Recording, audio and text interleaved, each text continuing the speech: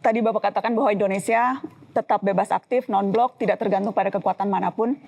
Kalau boleh satu contoh konkret Pak, karena saya tahu Bapak juga kerap mengatakan kalau menyentuh nilai kedaulatan, menyentuh nilai prinsip Indonesia akan berkata tidak. Nah, apa jenis tekanan seperti apa Pak? Apakah soal kebijakan luar negeri, tarif dagang, atau penempatan pasukan yang jelas Bapak akan tolak meskipun penolakan itu berisiko mencederai hubungan spesifiknya misalnya dengan Washington, Pak Presiden? Ya, kita selalu, mereka tahu posisi kita sudah lama, ya kan?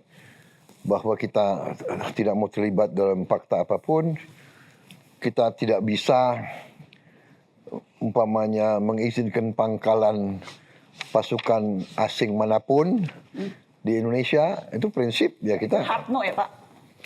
Oh, it's always been like that. Dari zaman Bung Karno, Pak Harto sampai sekarang, ya kan? Kita kalau kita peaceful visit, peaceful navigation kepada semua kita. Semua negara mau refuel di Indonesia kita izinkan, ya kan? Amerika mau monggo, tapi kalau Rusia mau juga monggo, kalau Tiongkok mau monggo. Jadi kita bukan ya, berpihak gitu. Kita tidak bisa, ya. So that's very clear, ya. Okay. Dan kita tidak mau mengganggu negara lain. Kita terbuka, kita jaga investasi siapapun di Indonesia kita jaga. Okay. Asal mereka patuhi ketentuan kita, undang-undang kita gitu loh. Boleh satu singkat saja sedikit Ya, Pak Presiden soal kembali ke BOP Pak. Ya.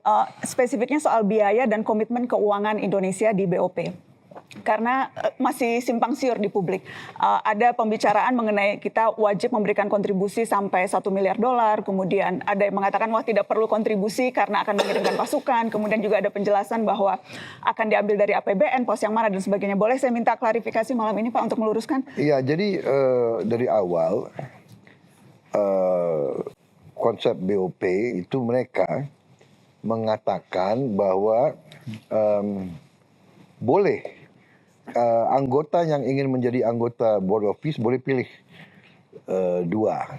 Kalau mau jadi anggota permanen, ya berarti istilahnya mungkin premium member lah. Ya. Ya. Premium. Pokoknya you ada di situ, diminta sumbangan $1 miliar. Kemudian kita diminta Indonesia bisa nggak nyumbang pasukan? Saya mengatakan bisa, pasukan perdamaian bisa. Jadi kita tidak pernah mengatakan bahwa kita mau ikut iuran $1 miliar. Tidak pernah ada komitmen finansial apapun yang disetujui oleh Indonesia soal itu? Tidak pernah. Dan ini salah satu yang di pertemuan di Washington 19 Februari yang lalu.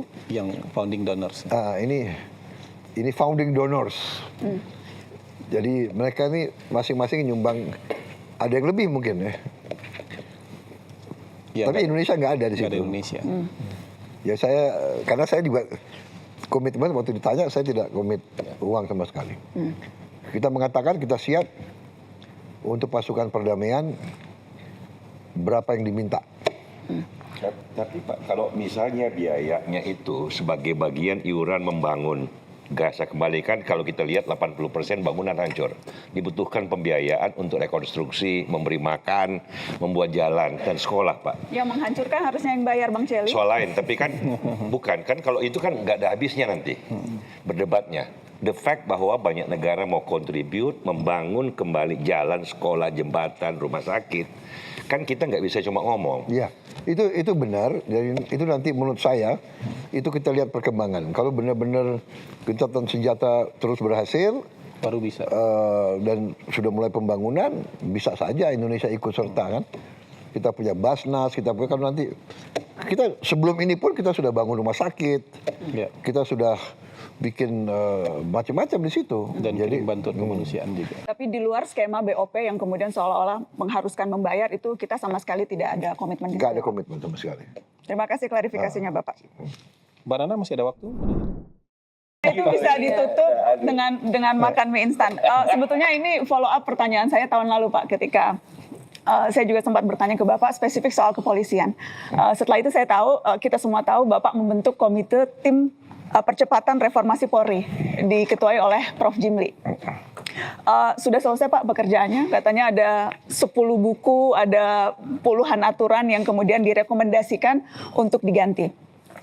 Info terakhir yang saya dengar sedang menunggu waktu dari Bapak supaya bisa menyampaikan langsung hasil rekomendasi itu. Pertanyaannya, kerap kali tuh Pak rekomendasi reformasi berhenti di atas kertas Pak. Pengalaman kita dari tahun-tahun sebelumnya, berbagai tim dibentuk, rekomendasi diberikan kepada presiden atau kepada siapapun yang memberikan mandat, tapi selesai di situ.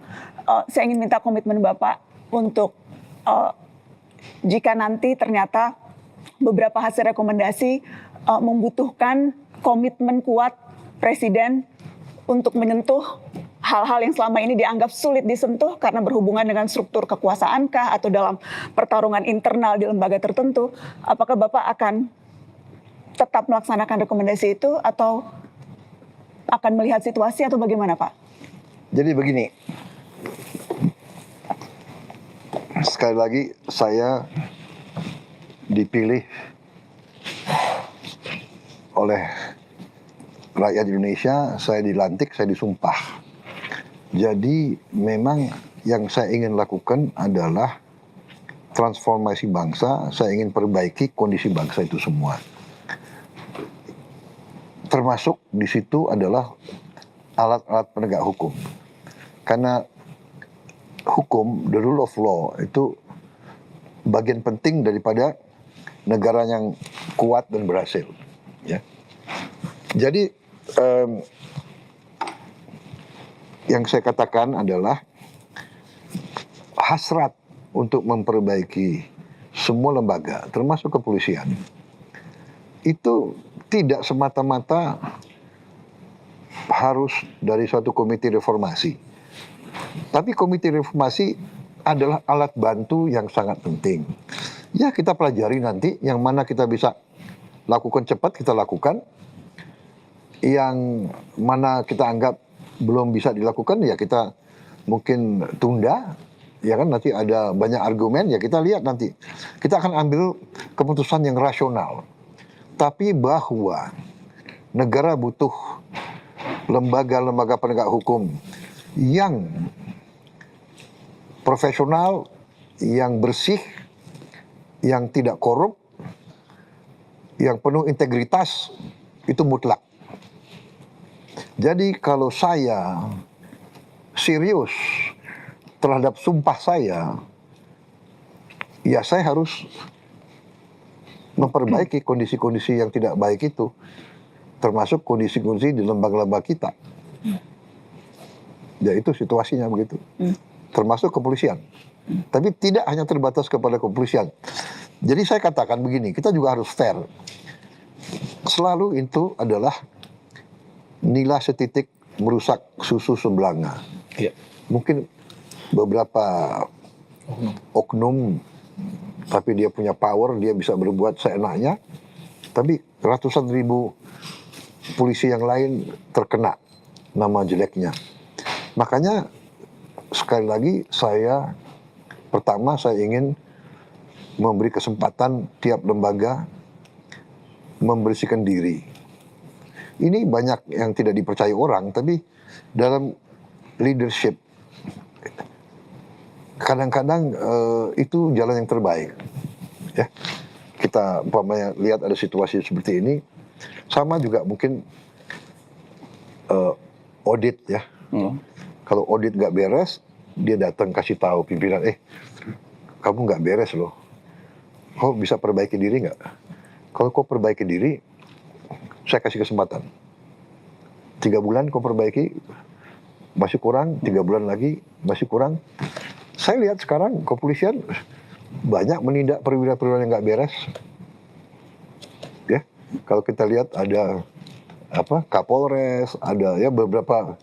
Ini ya saya kira itu arah yang lebih baik. Dan juga TNI, ada perwira-perwira TNI yang nggak beres juga.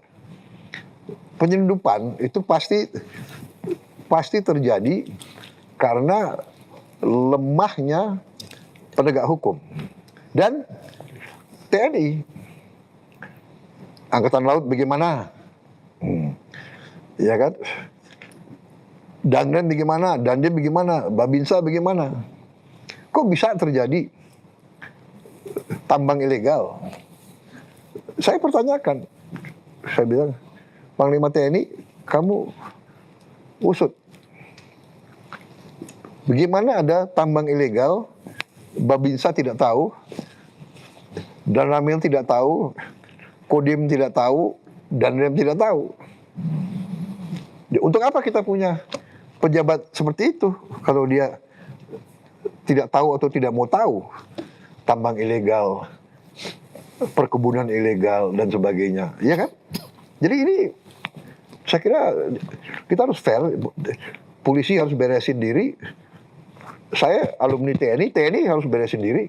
Saya nggak rela institusi saya yang begitu dicintai rakyat tercemar oleh pejabat-pejabat. Saya kira Anda bisa lihat sudah berapa jenderal bintang 3, bintang 2 yang kita pecat, yang kita serahkan ke kejaksaan. Waktu saya Menhan, Anda bisa hitung. Asabri kita beresin. Iya kan? Yang lama kata yang tidak bisa disentuh karena banyak jenderal di situ. Kita serahkan ke kejaksaan. Saya bikin surat. Minta kejaksaan yang bertindak.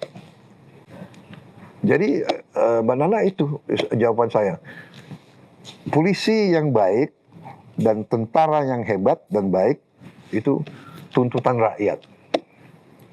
Bukan selera pimpinan. Jadi saya sebagai pejabat, sebagai petugas yang diangkat rakyat, saya harus jalankan tugas yang diberikan rakyat kepada saya.